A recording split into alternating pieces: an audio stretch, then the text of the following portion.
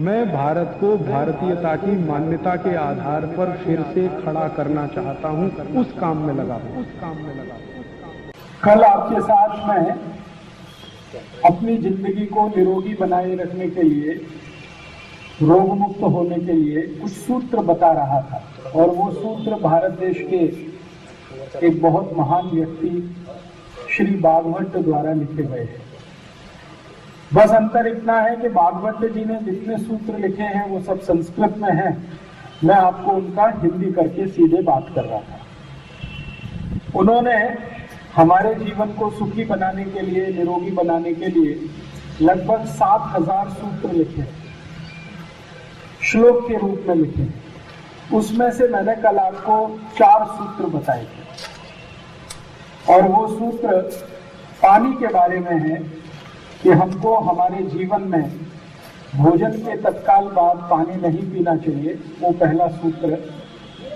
पानी अगर पीना है तो लगभग भोजन करने के 1 से 1.5 घंटे के बाद पीना चाहिए। दूसरा सूत्र मैंने बताया था वो ये कि पानी कभी भी एक साथ पूरा नहीं पीना चाहिए, थोड़ा थोड़ा करके, सिप करके पानी पीना चाहिए। जैसे हम चाय पीते हैं, कॉफी पीते हैं, गर्म दूध पीते हैं, ऐसे पानी पीने की बात कही थी। तीसरा सूत्र ये था कि सुबह सुबह जब आप सोकर उठते हैं तो सबसे पहले पानी पीना चाहिए, कम से कम 1.25 लीटर। कम से कम 1.25 लीटर। 1.25 लीटर का मतलब होता है बड़ा गिलास भर के 3। फिर आपकी समस्या हो सकती है कि एक साथ इतना पानी पीना मुश्किल है, तो मैंने आपसे ये कहा था कि आप 1 गिलास से पीना शुरू करें, धीरे धीरे 2 करें, फिर 3 तक जाएं, और उसको नियमित रूप से अपने जीवन का हिस्सा बनाएं। इसी सूत्र को मैंने दूसरे तरीके से ये कहा था कि आपका दिन शुरू होना चाहिए पानी से। दिन की शुरुआत पानी से होनी चाहिए, चाय से नहीं, कॉफी से नहीं, किसी भी दूसरी वस्तु से नहीं, पानी से दिन की शुरुआत होनी चाहिए। तो वो इसी सूत्र का अंग है। और चौथा और कल का आखिरी सूत्र था कि ठंडा पानी कभी भी नहीं पीना चाहिए। ठंडे पानी से मतलब है फ्रिज में रखा हुआ पानी, बर्फ डाला हुआ पानी, वो आपको कभी भी नहीं पीना है। कारण भी मैंने बताए थे इसके। ठंडा पानी अगर आप पीते हैं तो शरीर में बहुत तेजी के साथ संकुचन आता है सभी अंग प्रत्यंगों में। ठंडा पानी आपके पेट में जाने के बाद गर्म करना ही पड़ता है। अगर वो गर्म ना हो तो आपका शरीर ठंडा पड़ जाएगा, और शरीर ठंडा हो जाए तो मृत्यु हो जाती है। इसलिए आप कितना भी ठंडा पानी पिए, शरीर उस पानी को गर्म करेगा, और शरीर को पानी गर्म करने के लिए ऊर्जा की जरूरत पड़ेगी। जैसे आपको अपने स्वयं पाक घर में कोई भी चीज गर्म करने के लिए अग्नि की जरूरत है, वैसे ही पेट को भी जरूरत पड़ेगी। और उस अग्नि के लिए पूरे शरीर का रक्त पेट की तरफ दौड़ेगा। वो रक्त जाना चाहिए शरीर के अलग अलग अंगों में, लेकिन वो पूरा का पूरा पेट में इकट्ठा हुआ तो बाकी अंगों को रक्त की कमी आएगी, और जितनी देर रक्त की कमी आएगी उतनी देर उन अंगों की अपनी शक्ति कम होती चली जाएगी, और धीरे धीरे वो अंग आपके खराब होते जाएंगे। तो एक दिन आपको सुनाई देगा या कोई डॉक्टर कहेगा कि आपकी तो किडनी फेल हो गई, आपका लीवर खराब हो गया, आपका हृदय खराब हो गया, आपकी पैनक्रियाज खराब हो गई। तो ये सब आपको सुनने को मिलेगा, तब ध्यान आएगा कि आपने कौन सी ऐसी गलती की जो आपकी किडनी फेल हो गई। और धीरे धीरे आप जब विश्लेषण करेंगे तब पता चलेगा कि आपने बहुत दिन ठंडा पानी पिया, जिसका दुष्परिणाम ये आपको देखने को मिला। तो इसलिए मैंने आपसे कल के सूत्रों के बारे में ये कहा था कि ठंडा पानी कभी ना पिए। मैंने दुनिया में बहुत सारे लोगों को देखा है जो ठंडा पानी बहुत ज्यादा पीते हैं, और सबसे ज्यादा गंभीर रोग उनको होता है मलबद्धता, कोष्ठबद्धता, कॉन्स्टिपेशन जिसको आप अंग्रेजी में कहते हैं।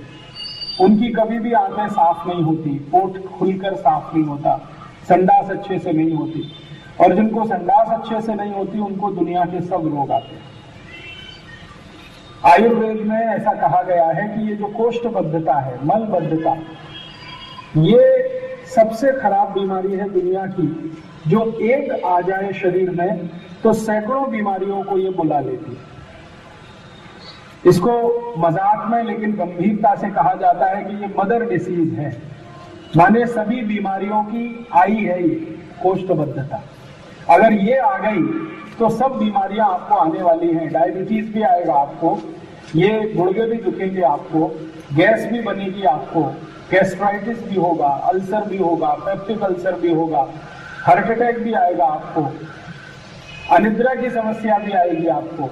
तो एक छोटी सी बीमारी आपके शरीर में आए तो सैकड़ों बीमारियां आए। इसलिए कल मैंने कहा था कि सबसे गंभीर बात आयुर्वेद चिकित्सा की वो ये कि ठंडा पानी कभी ना पिए।